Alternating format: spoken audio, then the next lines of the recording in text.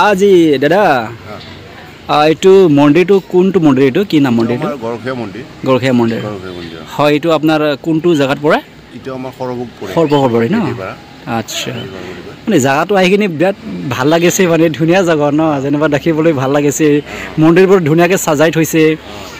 মানে এইটো স্পেচিয়েলিষ্ট মানে শ্ৰীকৃষ্ণৰ জায়গা নহয় জানো এইটো ধুনীয়া লাগিছে এইবোৰ মানে এইটো এন্ট্ৰি গেট নহয় জানো হয় হয় হয় হয় হয় হয় হয় মানুহবোৰ আহিছে হয় হয় হয় আপুনি এইটো মানে কি হয় নেকি আচ্ছা এনে কিমানমান বছৰ আপুনি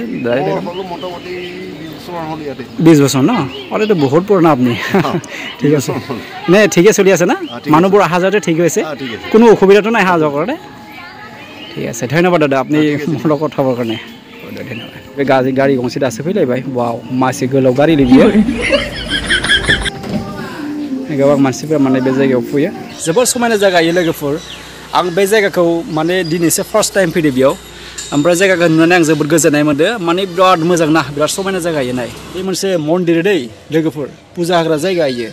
बेयाव गोबां मानसिफोरा फुजा होनो फैयो एसे मोजां समायना जायगा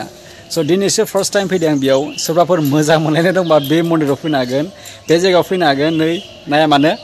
बे मोनफा मोनफा सोरबा मोजां मोनलायनानै बेयाव खाना गालांनाय आरो जरा जरा फैनानै थारमाने बे फालिफोरखौ सोरबा मोजां मोनलायनानै बोर बिफैयो जों मोनलायथों रुजु रुमु रायजानो हाथों ओरै टाइपनि फैयो आरो बेयाव माने बोर बिफैयो राधा कृष्ण आरो लोगोसे नै बेयाव नायलां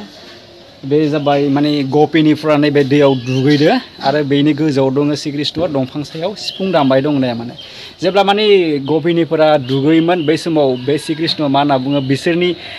माबाफोरखौ ड्रेसफोरखौ बियो दोनखुमादोंमोन होनना बुङो नै बेयाव अबा दंफां सायाव दोनखुमादोंमोननो बै समाव माने बिसोरखौ माने मा होनना बुङो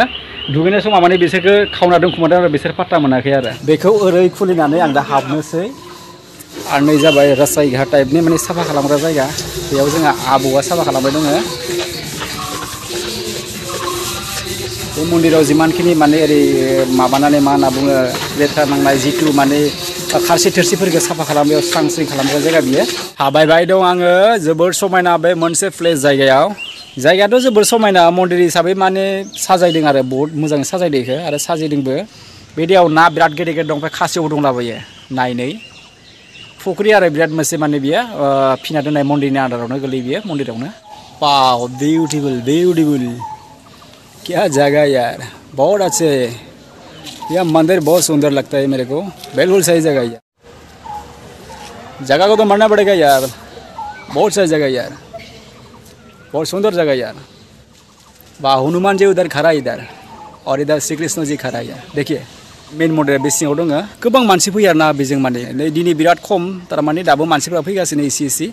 ओमफ्राय दिनै बिराद खम आरो मानसिफोरा बिदिनो फैयो थाङो आरो जेब्ला बै माना सेलिब्रेसन जायो जेब्ला मा होनना बुङो बेयाव सेरेमनि जायो सेलिब्रेसन जेरै शिवरात्रि जायो बा श्रीकृष्ण जेरै जन्माष्टमी जायो बेबायदियाव बांसिन फैयो बेयाव ज़्यादातर ऐसे टाइम में आते हैं लोग जय हनुमान जी गदा लेकर खड़ा यहाँ पर अगर कोई दुश्मन आ जाए तो मार डालेगा यार